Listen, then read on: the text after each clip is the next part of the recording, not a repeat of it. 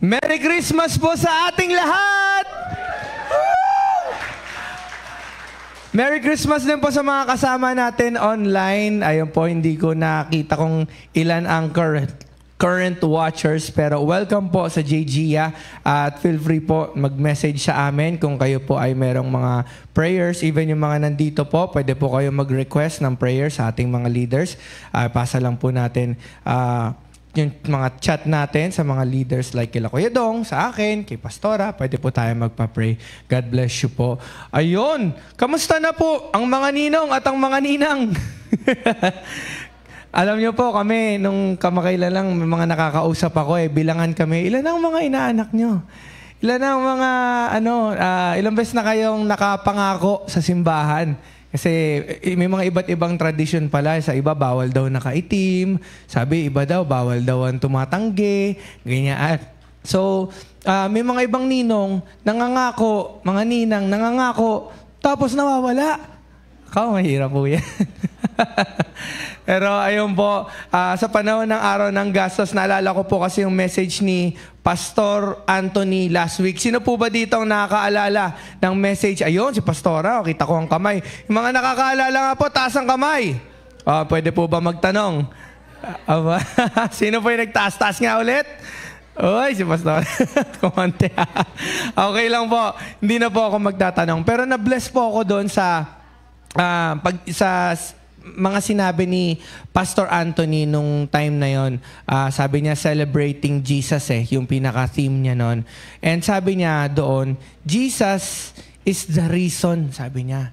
Siya ang dahilan ng Pasko. Mag-trace back lang po tayo ng konti para connected yung sinabi ni Pastor Anthony last week.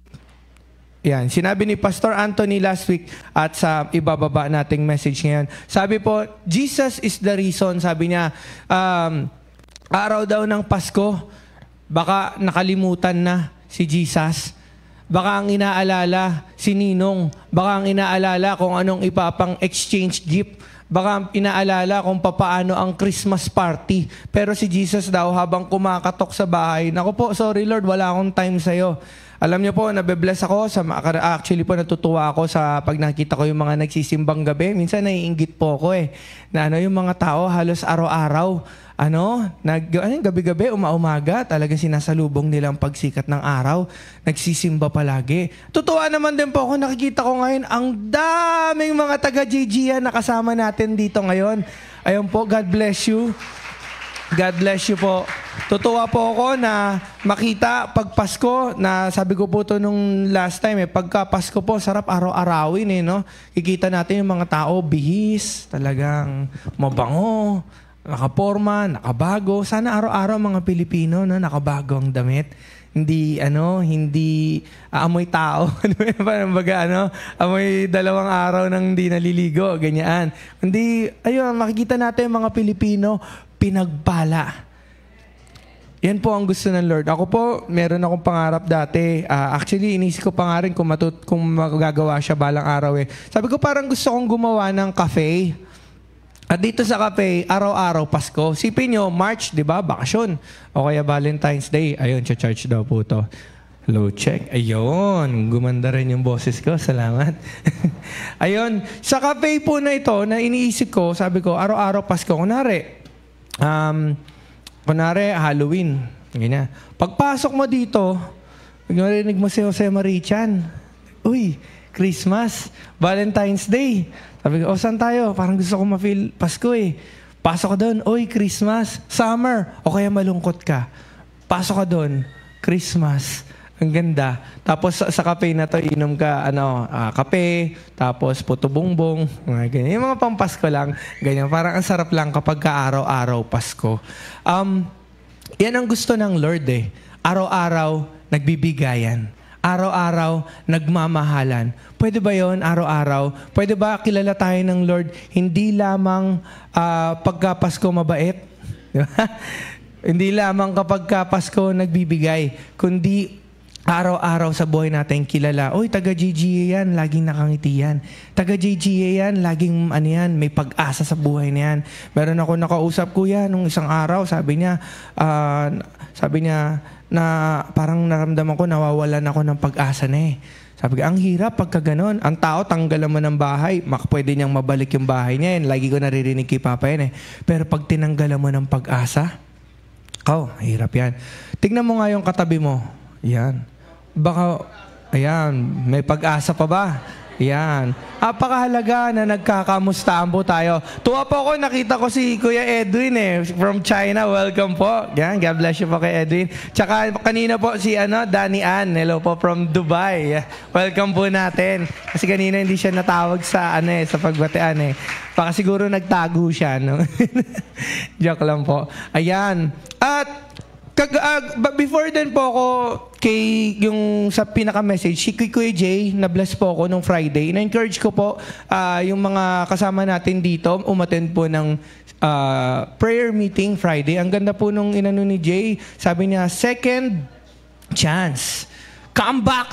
Ayan. At i-relate ko po yan doon sa sinabi ni Pastor Anthony. Sabi niya, babalik ang ating Panginoon bilang isang judge, sabi niya. Susunod na balik niya, siya ay maghuhusga, sabi ko. Tapos palakpakan yung mga tao pag pinanood niyo yung replay. Ngayon, naisip ko, naiintindihan kaya ng mga tao kung nung ibig sabihin ng paghusga. Kasi grabe, ang bigat. At sa Christmas, ayan po, masaya may regalo Ibinigay ng Diyos ang kanyang anak para magkaroon ng pag-asa. Na-appreciate ko po yung sa O Holy Night. Meron pong kanta ng O Holy Night, sabi dito. Ayan. At lampasan na po natin yung Stars Are Brightly Shining. Sabi niya, it is the night of our dear Savior's birth. Long lay the world in sin and error. Gusto ko lang pong ma-highlight natin yung sabi, long lay, ang habang panahon, long lay the world in sin and error. Pining. Sabi, pining. Baga parang humahangos o nag-yearn. Basta merong gusto pining, merong siyang matinding kagustuhan till He appears and the soul felt its worth. Pagdating ni Jesus, ang worth ng kaluluhan natin, yan ang worth mo. Binigay ko ang aking anak para sa'yo. Ano pa ang hindi kayang ibigay ng Diyos para sa atin? Anong binigay niya? A thrill of hope. The weary world rejoices. Kanina, gandang-ganda. Joy to the world. Diba? For yonder breaks a new and glorious morn. Shinortcut yan. Morning po yan. Fall on your knees or hear the angel voices. Yan. O night divine. And then, ayan po. Next. Truly, He taught us to love one another. Ang ganda ng ang gusto ng Lord na mangyari. His law is love and His gospel is peace. Natuwa po ako nung kamakailan lang, nanood din ako ng video ni Pastor Stephen. Sabi ni Pastor Stephen, unang nakakita sa ni Jesus kay Jesus nung time, mga unang bisita, mga pastol. Bakit? Nung pinanganak si Jesus, may mga angels na bumukas. Kaya sabi nila, hindi daw natin alam kung night ba talaga pinanganak si Jesus. Pero, makikita natin, yung mga angels lumabas nung gabi. At nung nagpakita yung mga, at may mga star pa na banggit, makikita natin yung angel, sabi, pinanganak na si Jesus, kaya magdiwang ang mundo. Yung mga angels nagkantahan. At bakit nga ba, sabi ni Pastor Stephen, bakit daw sa mga pastol sinabi ang magandang balita? Ang gundo, napaisip ako doon. O nga, kasi ang pastol gumagabay ng mga tupay, di ba? Gumagabay ng mga ligaw. At tinawag niya ang mga pastol to preach the good news. And nung nakita nila si Jesus in the manger, sabi, pinagkalat nila at nagugulat ang mga tao sa mga sinasabi. At tayo po, bilang mga Kristiyano, tinatawag ng Lord to share and share the good news. Wag lang po isang araw, wag lang po once a month. I hope po araw-araw na naririnig ng tao ang good news sa pamamagitan natin. Araw-araw po. Kasi po, araw-araw, ang mundo hanggang ngayon, nagdudusa sila sa kasalanan nila. Nagdudusa sila sa consequences. Nagdudusa sila sa pang-aapi ng iba pang taong masasama. So anong kailangan? Mas kailangan marinig. Kailangan marinig ang nais ng Lord na pagmamahalan. Ang nais ng Lord na balang araw ang hindi susunod mahuhusgahan. Pagkat Diyos siya at nais niya ay katarungan. Diyos siya, aayusin niya mga bagay.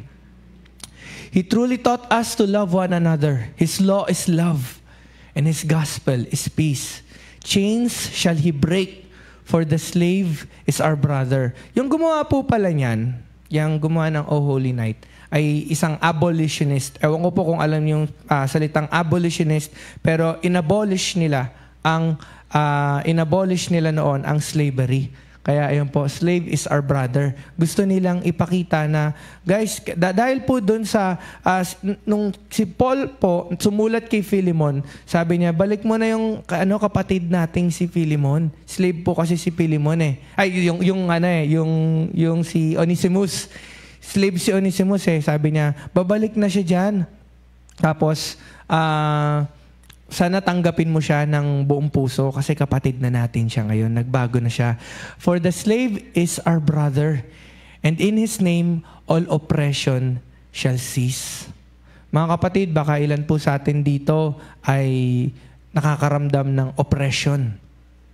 I hope po dito sa JGIA ay maramdaman nyo ang kalayaan, ang pag-break ni Jesus ng chains, ang pag-break ng sunod-sunod na, yung parang feeling nyo, parang malas, di ba? Parang ganyan. I hope dito po magkaroon kayo ng bagong buhay kasama po, mga nakakasama namin sa online. We want the world to experience the love of Jesus. We want the world to experience the love of the family of God. Marami pong nagmamahal sa inyo. And I hope din po, tayo po, mga nandito, mga Kristiyano, hindi lang po sarili ang iniisip. Yan po ay lagi niyong maririnig sa akin. I hope hindi lang po sarili ang iniisip. Let us think of one another, our brothers and sisters. Ayan po, magmahalan po tayo, magkamustahan po tayo. And in His name, all oppression shall cease. Sweet hymns of joy in grateful chorus raise we.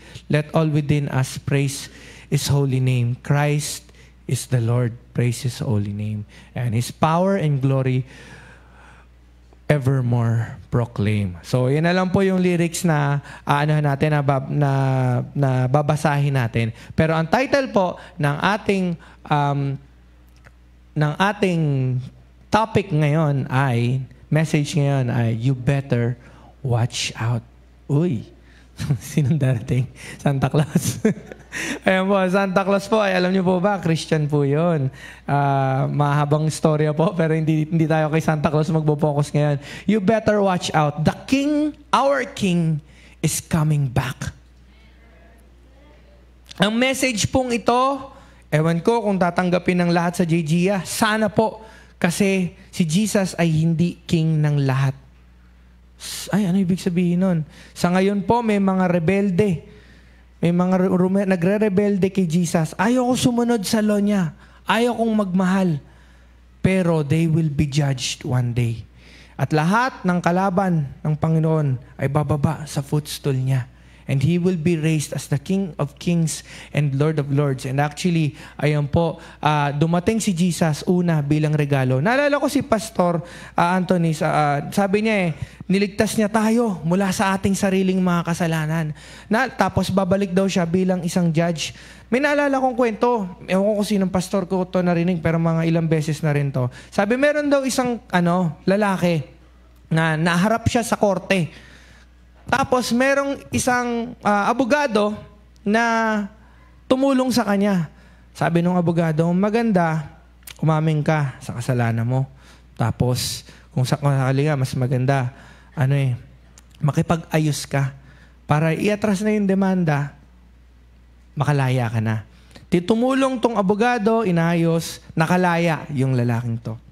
After ilang years, ando na naman yung lalaki sa korte. Tapos nakita niya yung pareho, yung abogadong yon, pero judge na. Sabi niya, uy, tutulungan mo ba ulit ako? Sabi niya, pasensya na. Sabi niya, dati abogado kasi ako pinaglabang kita. Ngayon, iba na trabaho ko. Judge na ako. Sabi niya, kailangan mo nang harapin kung ano yung mga ginawa mo. So ang Lord, darating na siya. The King will make a comeback. Basahin po natin ang parable of the evil farmers. Ayan po. Ako na lang po pala. Sorry. Medyo mahaba. Medyo madami po. Pero para mabilis tayo. Sabi, now listen to another story. A certain landowner planted a vineyard. Meron daw pong may-ari ng lupa na gumawa ng parang vineyard. Vineyard po ay mga grapes. Gumapagawaan ng wine. Ayan. Built a wall around it, dug a pit for pressing out the grape juice, and built a lookout tower. Then he leased the vineyard to tenant farmers and moved to another country. Sabi niya, merong lalaki gumawa ng vineyard and then pinaalaga niya sa mga tenants niya. Tapos, mga tenant farmers. Tapos, umalis siya. At the time of the grape harvest, he sent his servants to collect his share of the crop. Pinaalaga niya yun lupa niya yun Diba? So sabi niya, punta ako doon, kuha lang ako ng ilang grapes. Kuha lang ako ng ilang wine na, syempre, sa kanya yun ngayon, the farmers grabbed his servants, beat one, killed one, and stoned another. So the landowner sent a larger group of his servants to collect for him, but the results were the same. Ito po ay reflection ng pagpapadala ng Lord ng mga prophets. Ginagawa nila noong time, pinapatay nila yung mga propeta, binubugbog nila yung mga propeta. Alam niyo po, sa Amerika, mga pastor hinuhuli pag nagpe-preach ng gospel. Mga ibang pastor, kapag hindi nila gusto yung naririnig ng yung mga tao, di ba? Hindi nila nagugustuhan yung sinasabi ng pastor. Ayoko na dyan sa pastor na yan, hindi maganda yung message niya. Ang message ba, pagandahan? Hindi po Ang message ng Lord, sinasabi niya kung ano yung kailangan natin. Minsan, it's uncomfortable. Pero para sa atin to. Mabuti para sa atin to. At ang mga tao, ayaw nila yung lordship nung may-ari ng lupa. So, pinapatay nila yung mga tao. And then, finally, the owner sent his son. Christmas. Thinking, surely, they will respect my son. But when the tenant farmers saw his son coming, they said to one another, here comes the heir to his estate. Come on, let's kill him and get the estate for ourselves. Pag napatay natin to, tayo nang may-ari ng kingdom. Tayo nang may-ari ng mundo. Tayo nang may-ari ng church. Tanggalin na natin si Jesus sa church. Alam niyo po ba, dami ng church ngayon, tinatanggal na nila si Jesus. Tinatanggal na nila ang pangalan ng ating Lord. So they grabbed him, dragged him out of the vineyard and murdered him. When the owner of the vineyard returns, Jesus asked, what do you think he will do to those farmers? Ulit, verse 40. When the owner of the vineyard returns, Jesus asked, what do you think will he do to those farmers? Yung owner daw ng vineyard, babalik, pinatay ang anak niya Ano daw mangyayari doon sa farmers? The religious leaders replied, he will put the wicked man to a horrible death and lease the vineyard to others who will give him his share of the crop after each harvest. Then Jesus asked them, didn't you ever read this in the scriptures? The stone that the builders rejected has now become the cornerstone. Si Lord yun, si Jesus. This is the Lord's doing, and it is wonderful to see. I tell you, the kingdom of God will be taken away from you. Sinasabi niya yun dun sa mga pariseo. And given to a nation that will produce the proper fruit. Anong ginawa ng Israel? Pinatay si Lord Jesus. And then, ano nangyari? Sabi, given to a nation, to another nation that will produce the proper fruit. Ang daming mga Christian. Ang Christianity po, ang turo ni Jesus ay sinunod sa iba't ibang mga bansa. Umabot sa Pilipinas. Dati, ang Amerika, puno ng mga native, mga di ba? Pero ngayon, napakayaman ng kanilang bansa. Dati, ang Korea, naiinggit sa Pilipinas. Si Pastor Yonggi Cho po, hinahalikan niya pa yung highway natin dyan sa bandang, ewan ko, sa Pasay yata yun, sa EDSA po. EDSA. Sabi niya, lawak, kasya daw aeroplano. Ngayon tayo naiinggit sa Korea. Grabe, no? Pero ano pong naging nila? Sila po ay naging Christian. Ang Amerika, ang Korea, ang Britain, di ba po, naging Christian. Tayo po sa Pilipinas. Dati tayo ay mga tribo-tribo din. And then dumating dito ang mga Espanyol. Hindi perfect, Umating dito ang mga kano. Pero ngayon, eto po tayo. Nakikipag-Shopee, nakikipag-Lazada, ayan. Pero we're still on our way. Madami pa po tayong dapat matutunan. The more we obey the message of our Lord, the more prosperous we will become. Yan ang gusto ng Lord eh. Ayaw ba ng Lord na mag-prosper tayo? Gusto. Ayaw po ba? Gusto ng Lord na mag-prosper tayo. Magmahalan, magbigayan, talagang maging masipag sa ating trabaho. Yan ay gusto ng Lord. Pero kapag di tayo sumunod, anyone who stumbles over the stone will be broken to pieces and it will crush anyone it falls. I tell you, the kingdom of God will be taken away. Yun yung sabi kanina. So, ayun po. Ang Lord ay patuloy na nagwo-work sa Pilipinas. Patuloy na nagwo-work sa JGIA. Ang gusto ng Lord, pagpalain tayo. Ang gusto ng Lord, maging hari siya sa atin. Alam niyo po, nag-iisip ako kasi nagbabasa ako, syempre tayo po ng Bible, may mga sulat ang Lord sa iba't ibang churches. At meron dati nasabi si Pastora, kung ang Lord ba ay nag-send ng sulat sa atin, katulad ng churches, ano kaya masasabi niya sa JGIA? Ano kayang pwedeng i-improve sa atin? Ano kayang i-rebuke sa atin? Ano kayang pupurihin niya pagdating sa JGIA? Sample nga tayo ng isang sulat. Mamaya na to sila King Herod. Yan. Sabi, ang Lord daw ay nagsulat sa Philadelphia. Yung Philadelphia yan, hindi po yan yung sa Amerika. Yan po ay nandoon sa, Middle East po yan nung mga time.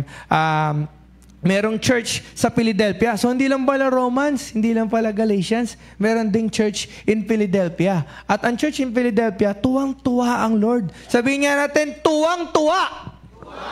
Ayan, sana tuwang-tuwa ang Lord sa JGIA. Sabi na dito, write this letter to the angel of the church in Philadelphia. This is the message from the one who is holy and true, the one who has the key of David. What he opens, no one can close, and what he closes, no one can open. Galing daw yun, kay Jesus yun, yung tinutukoy niya. I know all the things you do, and I have opened a door for you that no one can close. You have little strength, yet you obeyed my word, and you did not deny me. Tuwan-tuwa ang Lord sa kanya. Look, I will force those who belong to Satan's synagogue. Synagogue po ay simbahan ng mga Israelites. Pero tinawag niyang Satan's synagogue. Those liars who say they are Jews, but are not, to come and bow down at your feet. Sabi niya, ifo-force niya yung mga Jews na yon na liars but are not. Sabi niya, they will be forced to come down and bow at your feet. They will acknowledge that you are the ones I love because you have obeyed my command to persevere. I will protect you from the great time of testing, and I will come upon the whole world to test those who belong to this world. Sabi niya, ano yan? Because you have obeyed my command to persevere, I will protect you from the great time of testing. Ang ganda naman nun. May great time of testing daw pala kasi. Diba? Ngayon, I'm coming soon. Sabi ng king, I'm coming soon. Hold on to what you have so that no one will take away your crown. All who are victorious will become pillars in the temple of my God, and they will never have to leave it.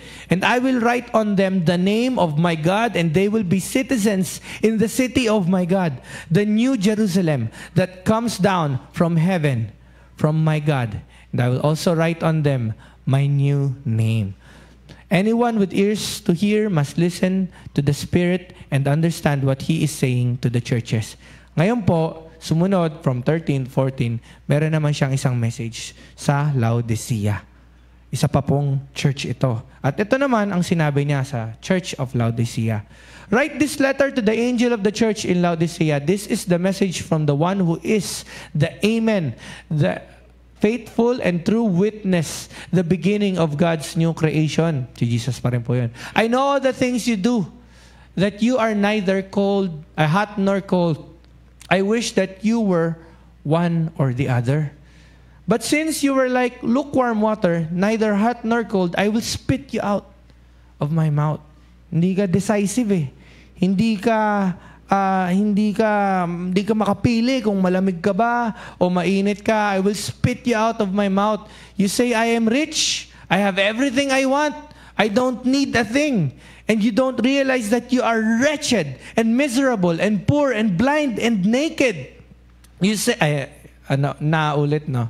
Ayan. So I advise you to buy gold from me, gold that has been purified by fire, then you will be rich. I also buy white garments from me, so you will not be shamed by your nakedness, and ointment for your eyes, so you will be able to see. Ito, tandaan po natin to.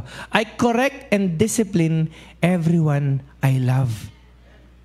Ayan po, paalala sa ating mga magulang, kung ang ating mga anak po ay mahal natin, correct them.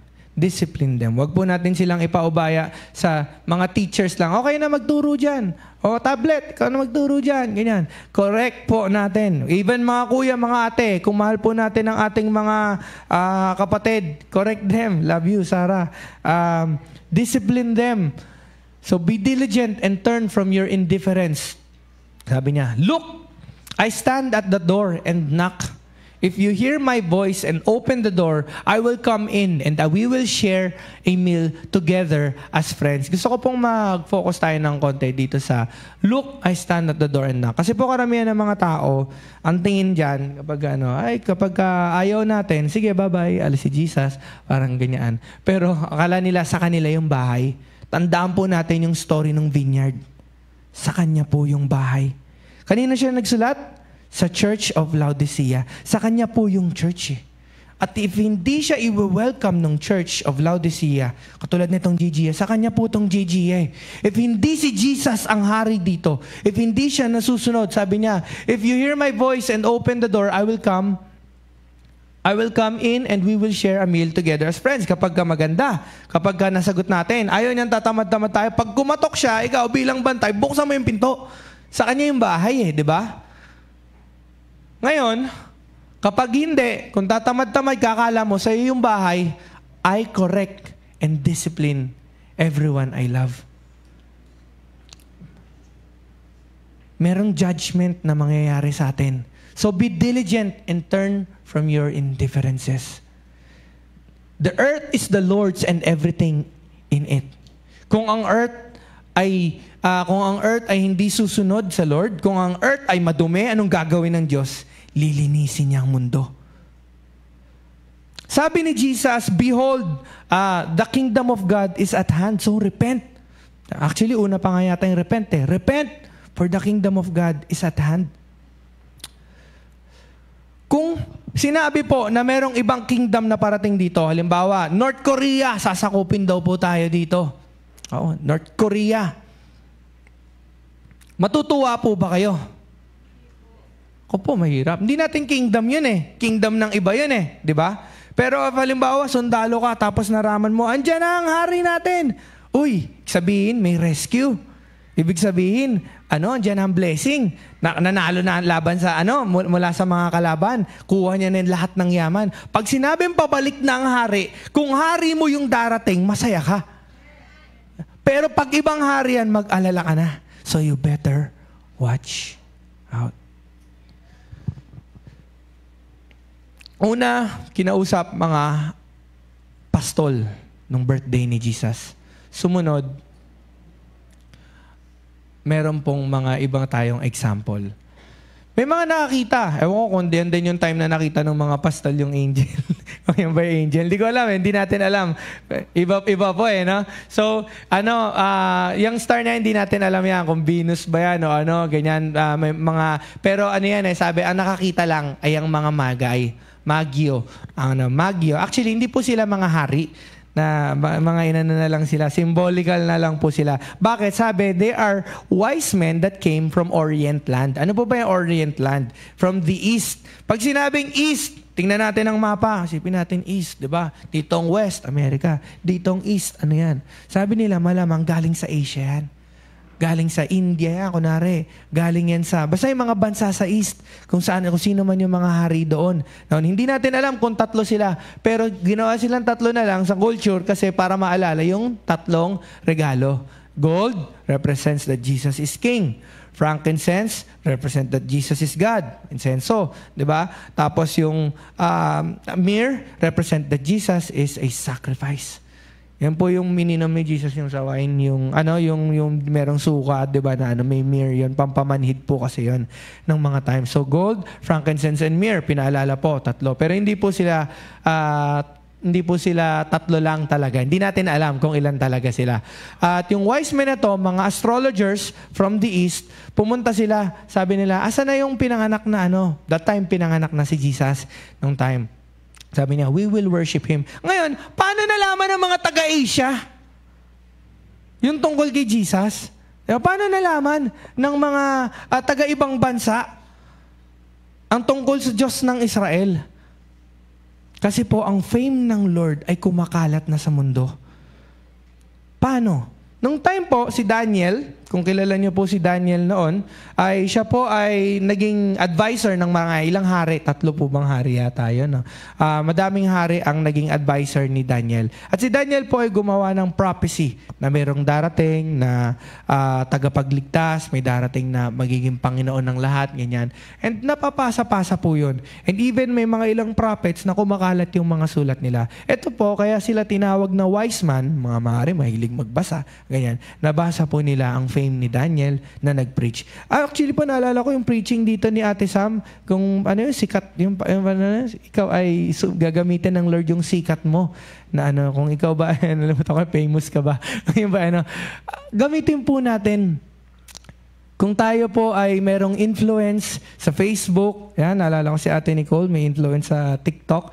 Ayan, kung tayo po ay may influence sa iba't ibang lugar, katulad ni Daniel, ginamit niya po yung influence niya to share. Wala pa si Jesus noon, pero may paparating. Sila po, wise men, nakilatis nila eh. Kayo po, nakilatis niyo po ba ang ating Panginoon pagka siya ay nangungusap? Let us be wise men. Amen, Pastora. Let us be wise men. Amen po? Makilatis natin pag ang Lord ay nandyan na. So, sabi nila, sasamba kami sa Diyos na ito. Sasamba kami sa Panginoong ito. Pero may isa pa. So, sila, nakabantay sila. Yung mga apostol, nagpakita yung angel. Sila, nakita lang nila yung star, gets na nila. They are watchmen. They watch out. At ngayon, merong isang naalarma. Etong, paano ba yung laser dito? Ito ba yan? Yan. Sino po nakakakilala dun sa nakaupong yan? Any names? King Herod. Si King Herod po, inaral ko dati. Naglalaro po ako ng video game isang beses. Ang pangalan ay Gate Zero. Tapos papasyal ka niya dun sa sa dating Israel. Ang galing pala nito. Hindi, literal, magaling pala talaga siya. So much so, katulad ni Alexander the Great, yung King Herod na yan, meron siyang pangalan, the Great din. King Herod the Great. Bakit? Meron pala siyang build program. Ako pa natuwa ako na nakikita ko yung dami ng mga highways na nagagawa sa atin, dami ng mga buildings na talagang tuwan-tuwa po ako. Siya po pala, ganun din. Magaling talaga siya. Kaso ang problema, na-diagnose siya ng mga ilang mga ngayon as mga psychologists ngayon, meron siyang paranoia. Pinapatay niya yung mga anak niya, pinapatay niya rin yata yung asawa niya, pinapatay niya rin yata yung mga generals niya. Dami niyang pinapatay. Kapag nakita ka niyang in threat sa power niya, kapag nakita ka niya as a threat sa power niya, most likely papapatay ka niya. Sa King Herod the Great. Bakit? Ang ganda ng pamamahala niya eh. Hindi niya basta-basta mapaubaya to sa kung sino lang na gumagaling ganyan. Most probably, magaling ka. Sige, magaling ka papauna na kita kay Lord. Gusto niya siyang gumagawa ng mga projects at nalaman niya, andito na ang hari. Ang tunay na hari. Andito na si Jesus, yung pinangako. Hindi pwede. Ako yung hari. Kagaya ng sinabi natin kanina, kung ikaw, iba ang hari mo, hari niya sarili niya maalarma ka. Siya na-alarma siya Na-alarma si Herod. He watched out sa ibang paraan. Kagaya ng mga Pariseo, nakita nila andyan si Jesus. Patayin na natin yan. Para atin na lang ang simbahan. Patayin na lang natin yan. Para atin na lang ang Israel. Patayin na natin yan. Para atin na lang ang mundo. Pero akala lang nila yun. Kasi pagkat si Jesus ay nabuhay mulit. Si Herod patay na 2 years later after pinanganak si Jesus. Kasi sabi niya patay niya yung mga 2 years pa ba. Ayan, 2 years later. Na siya. Pero ayan, patay na siya. Pero ang pangalan ni Jesus, Jesus is alive. Si Jesus po hanggang ngayon, mula nung siya ay nag-resurrect. Baka po meron dito sa mga online, hindi ko alam kung ang iniisip nila, patay pa rin si Jesus. Baka akala nila, nasa tomb pa rin si Jesus. Meron pong tomb si Jesus Christ. Gusto ko lang pong mapaalam sa inyo. Meron po siyang, makita niyo yung kanyang pinaglatagan ng bangkay sa Israel. Pwede niyong dalawin. Pwede niyong mapuntahan. And that tomb is empty. Sana, yung nanakaw ba yon ng mga disciples? Ganun sila kagaling, natalo ng mga mangingisda yung Roman soldiers ng mga time na yon. Tapos namatay sila. That tomb was empty. Jesus is alive.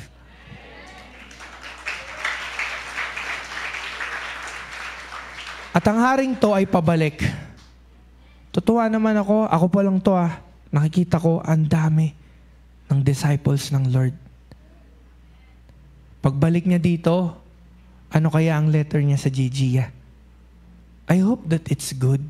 Hindi ako yung nagsusulat ng letter sorry Hindi ako yung nagsusulat But I hope that it's good.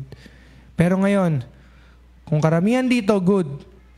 Pero yung sarili natin, hindi. Can we evaluate? Can we watch out? Merong maling watch out si King Herod. Nag-watch out siya sa maling paraan.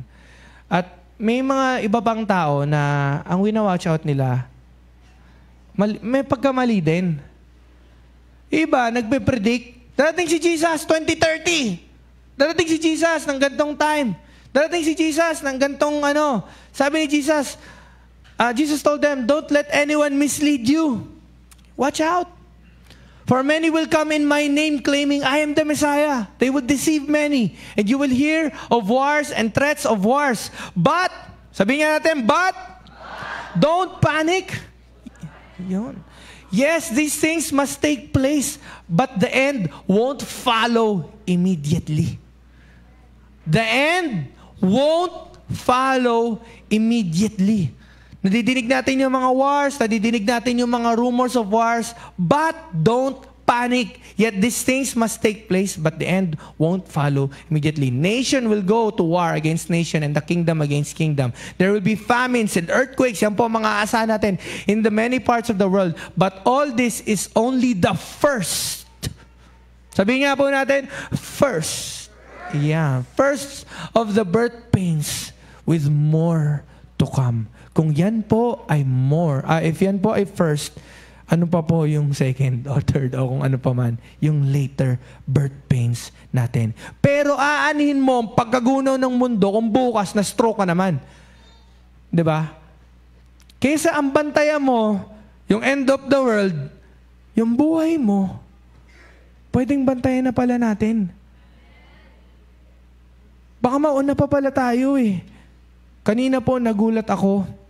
Nabalitaan ko si Kuya Dong daw ay natumba lang ng konti sa motor na kinabahan ako. Pero nakita ko siya kanina. Iningatan siya ng Lord. Praise the Lord. Pero alam ko si Kuya Dong handa yan. Kilala ko yan si Kuya Dong. Nakikita ko yan. Talagang binigay niya ng buhay niyan sa Panginoon. Walang pag-aalala yan si Kuya Dong. But everyone here, how ready are we sa pagbabalik ng ating Panginoon? Let us live life as if it is our last day. Nasa Bible din yan, makikita din natin yan Ang gusto ng Lord, sinusunod natin siya. At ano ba ang gusto niya? Gusto niya ba na bigyan mo lang siya ng mga ginto? Anin niya ang ginto natin? Sabi niya, lahat yan masusunog lang ng apoy balang araw. Ang gusto niyang maging ginto, puso natin. Ang gusto niya, i-develop ang karakter natin. Kanina, meron po akong nakausap. Ang sabi niya, Sep, sabi niya, pansin ko sa GGN, nagiging kultura na naman ang maging late. Sabi niya, pwede po ba sa bagong taon, merong pagbabago? Ayan po. Sino po dito ang maaga? Wala na pong magtataas sa kamay. Ayan po. So, ayan po. Simulan natin ng one step at a time sa pag-aayos sa sarili natin. Pag-aayos sa puso natin. Huwag tayong maging that person na kilala na mabait lang pag Pasko. O ang ganda nga ng regalo pero masama naman ang ugali. Pero kaya gano'n, ang ganda ng pang-exchange gift mo sa office pero kilala ka palang mayabang. Kilala ka palang boka. Kilala ka palang kapag nagsalita hindi nangyayari. Di ba? Ayusin natin ang sarili. Let us be representatives of our Lord. Tayo po ay gagamitin ng Lord as His messengers. Sabi niya, if you love me, may tanong po si Jesus Alam niyo po ito, di ba? Mahal po ba natin ang Lord? Yes. Then feed my flocks. Guide my sheep. Kung mahal natin ang Lord, then we will talk about Him. Even if it is uncomfortable, ipapakilala natin ang Panginoon natin. Kung ang nanay natin minsan na binabastos ng ibang tao, hindi natin matake eh. Diba? Ako nga, isang beses, merong nagsabi, Sep, lagi ka na lang busy kay ganyan-ganyan eh.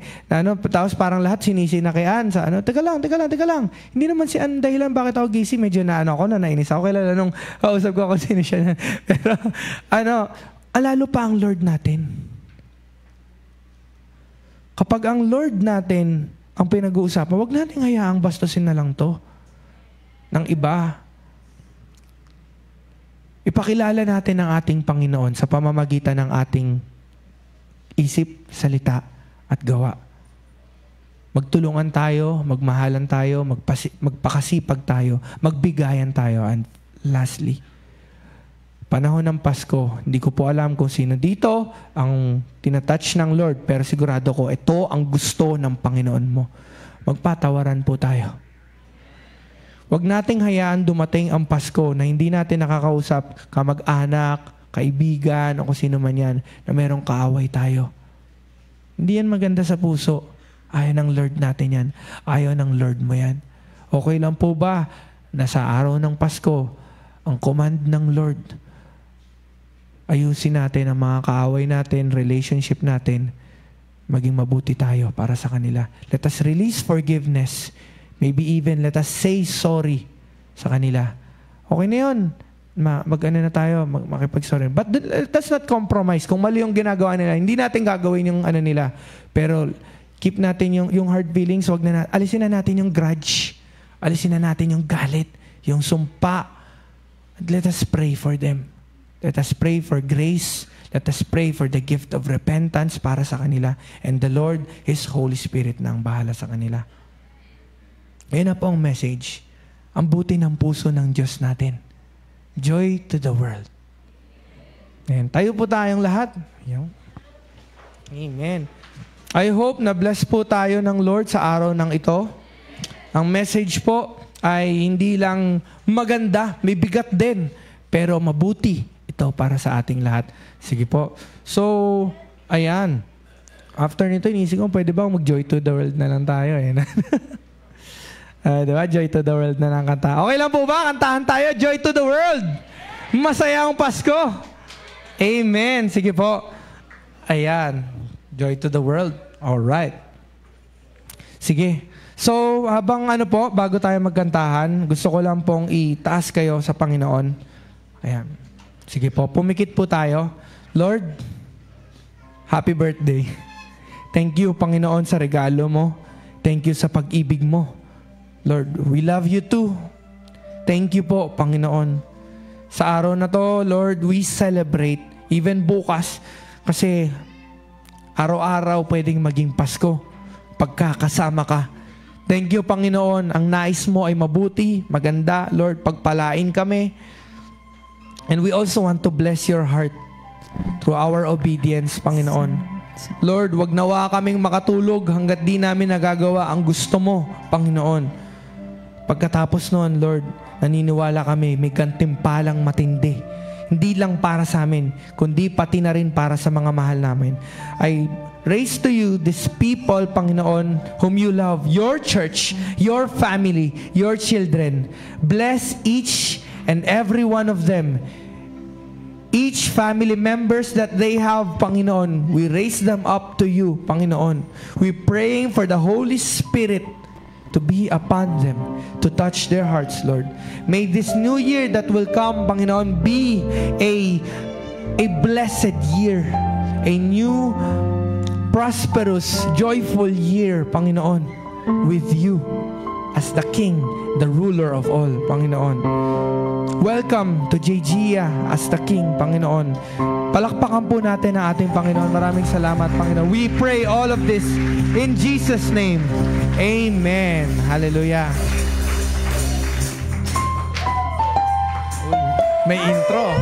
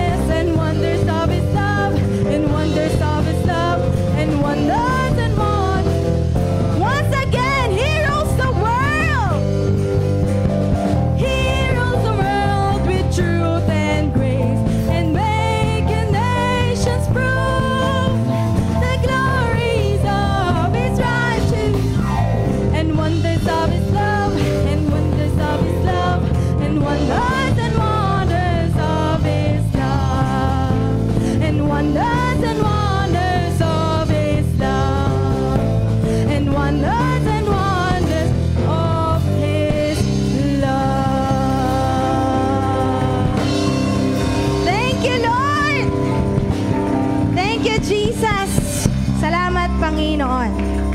Amen. Sige po, maupo muna po sandali. Praise the Lord. Hallelujah. Thank you, Lord. Thank you, Lord. Good to see everyone. Kuya Edwin, God bless you. We miss you. At saka si Danny Ann. Ako, we miss you. Praise the Lord. Okay po, sa announcement po natin, andyan din po pala yung kapatid ni Joella. Mga kapatid ni Joella, nasa baba sila, no? Yung dalawang kapatid, yung brother and yung sister ni Joella. Palakpakan po natin sila. Tatanungin ko po kayo, ano ang take away ninyo? Bababa ako? Hindi, wag na. Automatic yan. Pag-usapan natin kung paano tayo kinausap ng Panginoon. Amen po ba? Tanungin mo nga yung katabi mo, kinausap ka ba ni Lord? Narinig mo ba si Lord? Oh, pag narinig mo si Lord, sundin mo siya. Okay, alam yung take away ko, masaya ba ako sa pagdating ni Lord? Ayan, masaya ba ako o natatakot ako? Okay, so sagutin nyo yan. Ang ganda-ganda no? I really like that, no? Dadating talaga siya eh. Kaya pinaghahanda na tayo. Ang ganda ng title, You Better Watch Out. Okay, praise the Lord. Palakpakan po natin. God bless you. Clap offering para kay Kuya Joseph. Hallelujah! Praise God. Okay po, announcement po sa December 30 and that is on Saturday. Meron pong gawain ang mga kabataan natin. May YWAV gathering po sila. Ngayon, ito ay hinihiling ko na ang lahat ng dadalo ay i-register po lahat ng darating. Siyempre, kailangan paghandaan sila. Okay? Yung lahat po ng darating. So, mga cell leaders, small group leaders ng youth, ngayong araw po ang deadline. Aba, hindi naman mahirap yun, ano? Okay? Narinig ba ako ng mga leaders, youth leaders? Okay, so kung sino lang po yung magpaparegister ngayon, yun po yung dadalo sa Saturday. Okay ba? Paghahandaan natin sila eh. Okay. So, tanongin mo nga, youth ka ba ngayon? Pag youth ka, kasama ka. Oo. Okay? Sali ka, kasali ka. May gagawin si Lord. Okay? Joseph, anong oras ba tayo? Ha?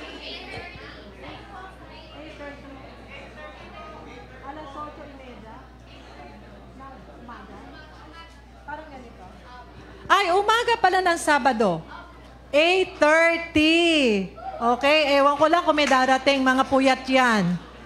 Mga nalilate. Okay. O, 8:30 daw po ang mga kabataan. Praise God. Pero gusto ko pong i-announce sa inyo yung Christmas party po ng ng children's ministry. Masayang-masaya po ang mga bata at mga magulang. Salamat sa Panginoon. Kailan ba yon? Noong last Sunday. Okay. So, kanina po may narinig din po ako. Ang mga taga JG ba ay may kultura na ng late? Opo na pa. So, sabi mo sa katabi mo, hindi yan totoo! Sabi mo sa katabi mo, ibulong mo na lang, ha?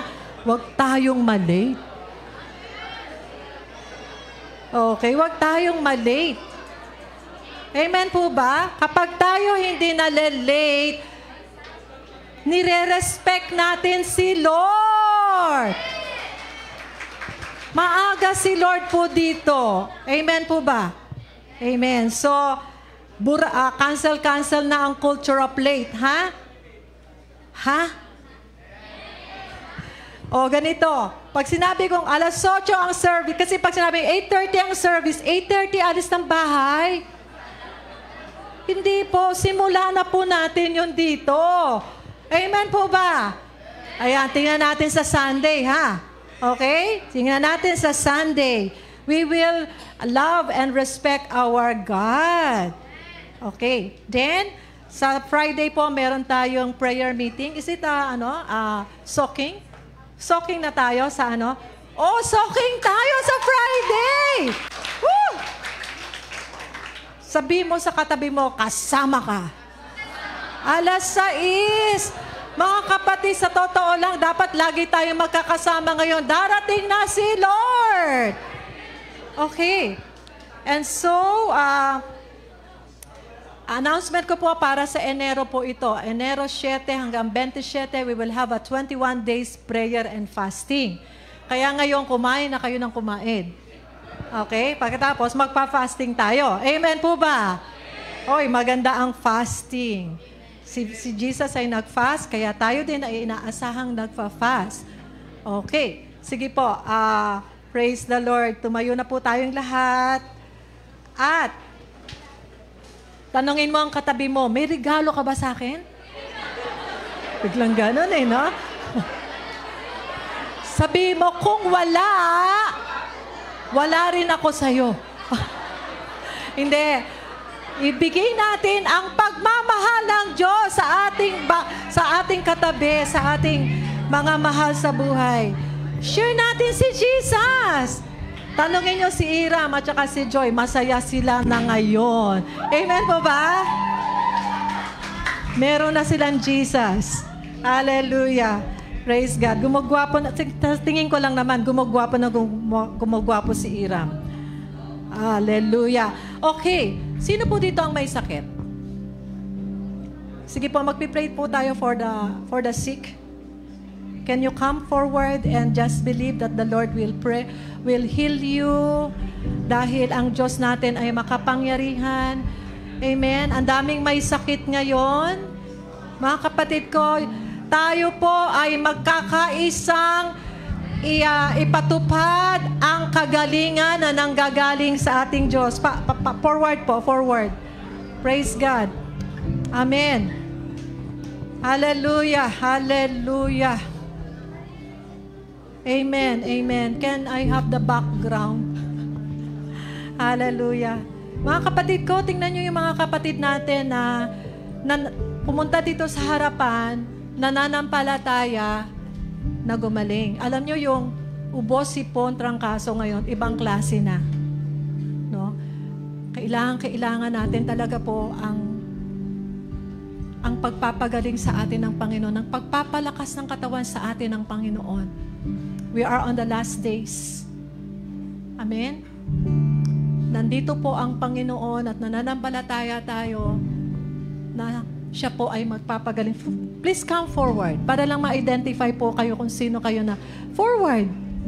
Forward para pag may maglilay hands sa inyo. Okay. Bond servants, please come forward. Also, dito po kayo.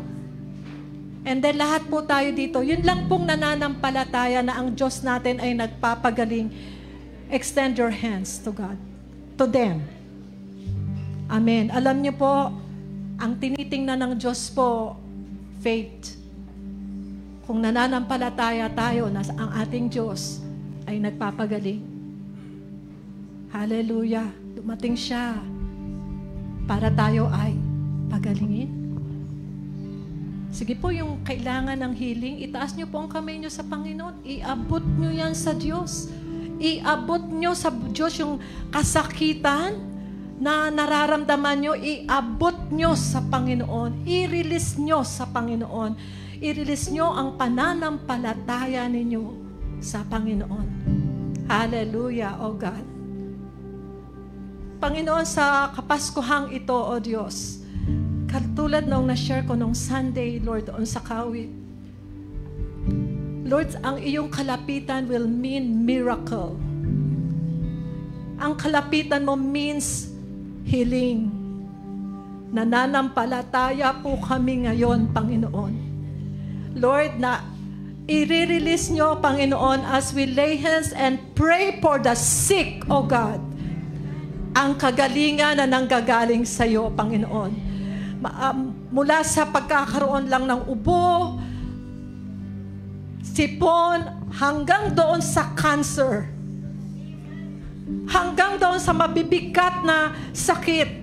Yan ay pinagbayaran na ni Jesus nung siya ay nasa krus ng Kalbaryo.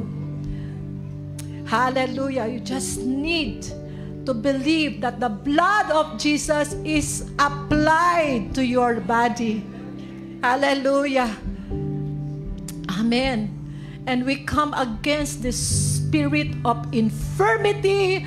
We come against the spirit of sickness. Lumayas kayo sa pangalan ni Jesus. Sa pangalan ni Jesus. Hallelujah. At Lord, tinatanggap namin ngayon, Panginoon, ang kalakasan, ang kagalingan, Panginoon. Lord, in the name of Jesus, oh God. Hallelujah, Panginoon. Tinatanggap namin ang inyong paghihimala ngayon. In the name of Jesus. Lord, i-release ninyo at matanggap na mga kapatid namin ang malaking pag-asa. Panginoon, na nagmumula sa iyo, ikaw ang Diyos. Naghihimala ka. Lord, nagpapagaling ka. Nagmamalasakit ka sa kanila. Panginoon, minamahal mo sila, Panginoon, O Diyos. Hallelujah, O God. Panginoon, tingnan niyo po ang mga anak ninyo na nananampalataya, O Diyos, na kayo ay nandito at kayo ay buhay at kayo ay gumagawa, Panginoon, O Diyos, sa mga buhay namin, Panginoon. Maraming salamat, Lord. Sabi mo, Panginoon, whatsoever we ask in prayer, O God, we believe that we receive them and we shall have them. Hallelujah! Magpasalamat po tayong lahat sa tinanggap nating kagalingan. Hallelujah! Thank you, Lord! Thank you, Jesus! Thank you sa kagalingan. Thank you sa pag-asa. Thank you, Lord, sa pananampalataya. Thank you, Lord, sa kalakasan. Thank you, Lord, for your very presence, oh God. Salamat po, Panginoon, sa mga papasko ninyo, o Diyos, sa mga kapatid naming ito, o Diyos, na kagalingan. Hallelujah. To you all be the glory in Jesus' name. At Panginoon, Lord, hayaan nyo na ang pagmamahal ng Diyos Ama ang patuloy naming maranasan, Panginoon. Lord, ang biyaya, ang pabor na nanggagaling sa aming Panginoong Jesus, ang ma-enjoy namin, Panginoon, o Diyos, at ang pakikisama sa amin ng banal na Espiritu na siyang laging tutulong, magko-comfort sa amin, Panginoon. Hallelujah, ang palagi naming maranasan, o Diyos. O God, salamat po, ikaw ay buhay sa mga taga-JJ, o God. Hallelujah, o Lord. Pagpalain niyo po ang bawat isa, Lord. Ito po ang aming dalangin sa pangalan ni Jesus. Ang lahat ay magsabi ng Amen. God bless you.